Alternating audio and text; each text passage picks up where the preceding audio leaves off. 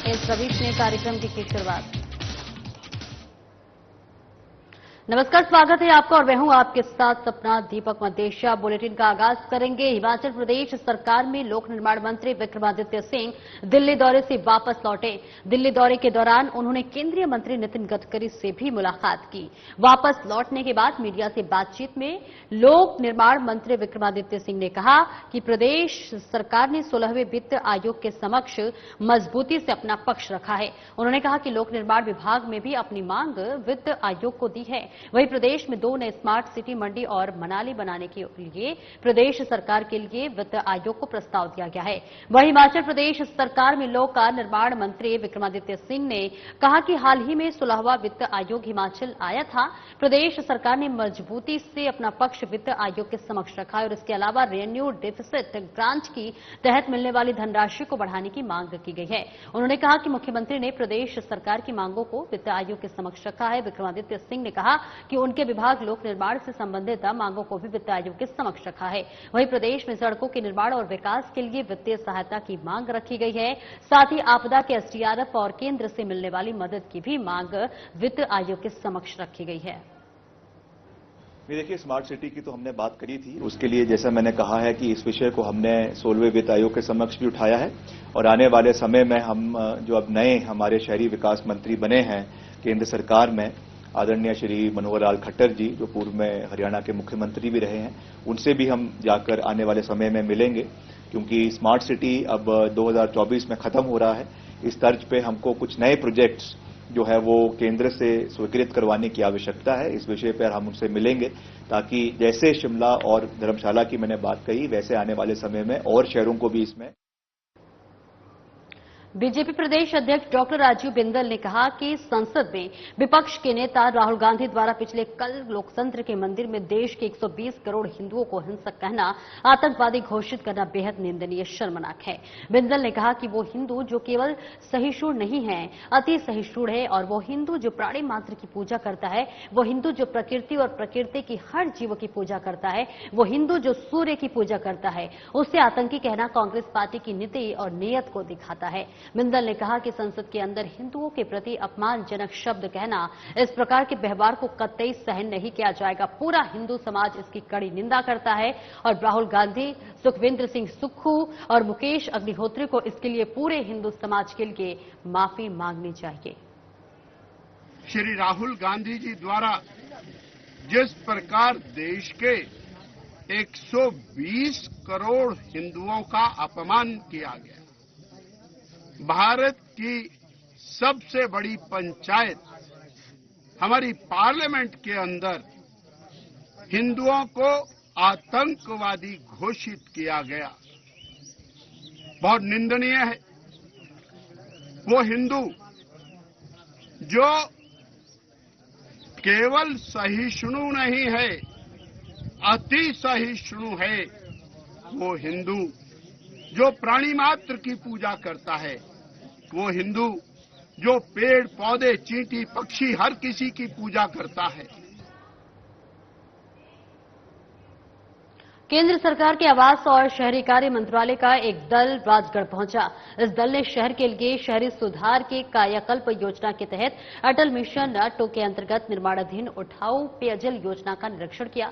जल शक्ति विभाग ने शहर के लिए भारत का ये उठाऊ पेयजल योजना सरकार के आवास और शहरी कार्य मंत्रालय के सौजन्य से प्रारंभ की गई है। शहर की सुधार के कायाकल्प के लिए अटल मिशन 2 के तहत 6 करोड़ रुपयों की लागत से बने वाली उठाऊ पेयजल योजना का निर्माण कार्य तीव्र गति से जारी है, जिसके पूरा हो जाने पर राजगढ़ शहर में 7 दिन 24 घंटे पेयजल उपलब्ध रहेगा। हमारे यहाँ पे ministry of housing and urban affair MoHUA से 2 मेंबर्स और CPHU central public health and environment engineering organisation, जो कि मिनिस्ट्री ऑफ अर्बन डेवलपमेंट की अपेक्स टेक्निकल बॉडी है, वहां से एक मेंबर यहाँ पे हिमाचल के विजिट पे आए हैं और उनका मकसद ये है कि अमृत मिशन के तहत, अमृत 2 मिशन के तहत जो हिमाचल में हिमाचल और पंजाब के बीच टैक्सी विवाद बढ़ गया है। प्रदेश में कुछ शरारती तत्वों ने पंजाब की गाड़ियों को निशाना बनाया है और गाड़ियों में तोड़फोड़ करने के साथ ही ड्राइवरों के साथ मारपीट की है। हाल ही में शिमला के एक टैक्सी ड्राइवर की हत्या करने का मामला भी सामने आया है, जिसको लेकर अब पंजाब के ड्राइवरों ने हिमाचल जाने से मना कर दिया है।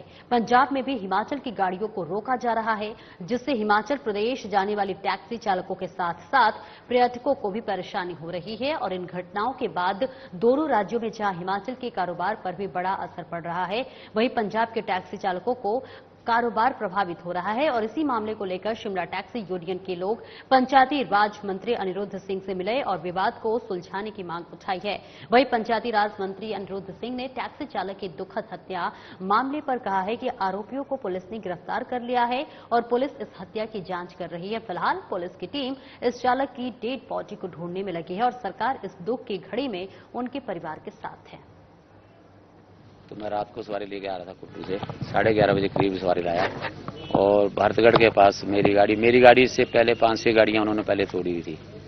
तो जब मेरी गाड़ी तोड़ी एकदम से 4-5 लोग आ गए, डंडे ले गए और डंडों से शीशे विशे तोड़ गए। और उसके बाद जैसे मेरे को ज्यादा सारे शीशे तोड़ दिए, मैंने गाड़ी में गियर डाल के आगे चला गया। आ गया तो 4 गाड़ियां और थी, वो भी टूटी हुई थी सारी। फिर उसके बाद वहां से हमने सारी गाड़ियां इकट्ठी करके कोई लोकल गाड़ी तोड़ दी उन्होंने पीछे।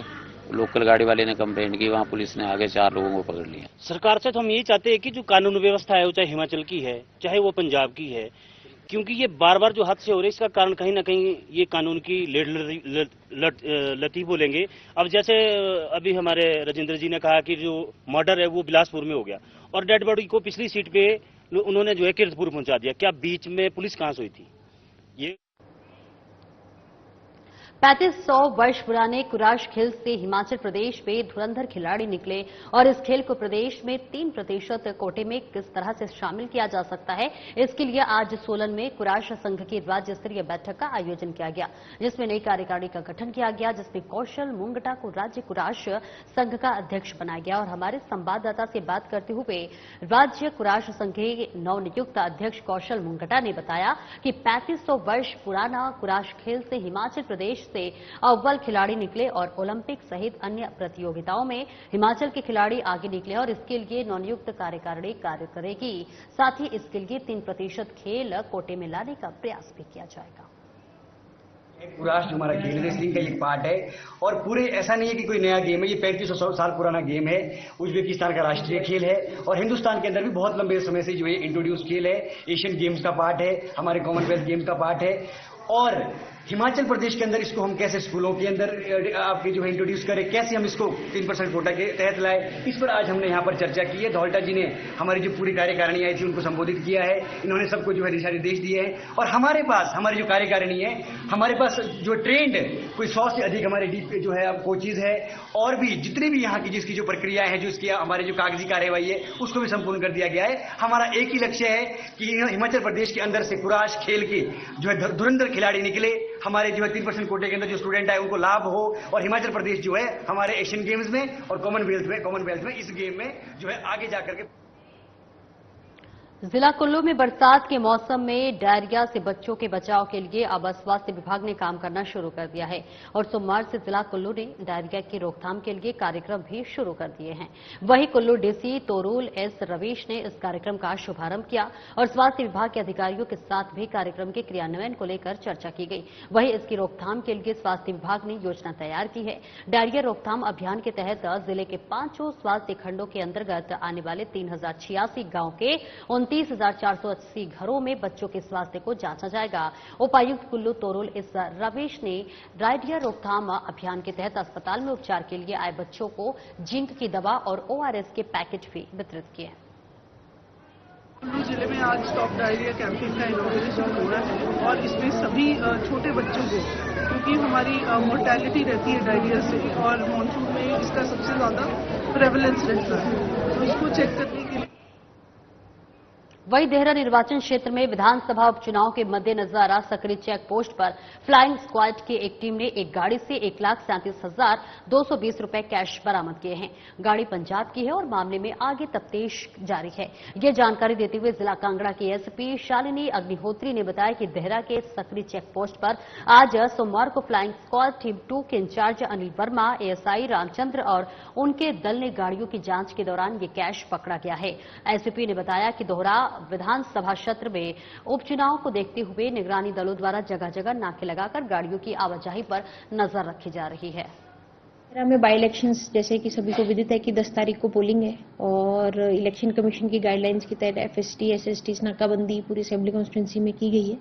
तो आज जो है दिन में इन टीम्स को कामयाबी मिलते हुए करीब 1,37,000 रुपए एक चेक पॉइंट पे सीज हुए हैं और उसको जो है सीज करके फर्दर जो प्रक्रिया उसमें शामिल किया गया है। और इसी तरह और फिलहाल मेरे साथ इस बुलेटिन में इतना ही। खबरों का सिलसिला आगे भी जारी रहेगा। दीजिए इजाजत, नमस्कार।